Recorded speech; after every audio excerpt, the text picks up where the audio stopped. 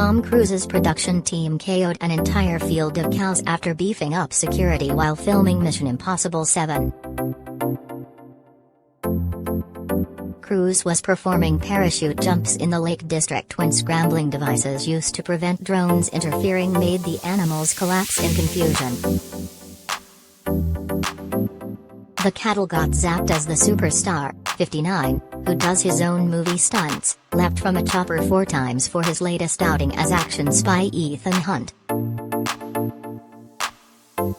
A source explained, a high-frequency noise was used to prevent drones flying near him during the parachute jumps, but the tech was very strong and made an entire nearby field of cows fall over.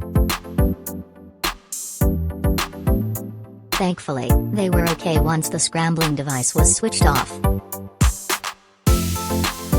While the animals may not be his biggest fans, Cruise continued the charm offensive he has embarked on while filming across the UK.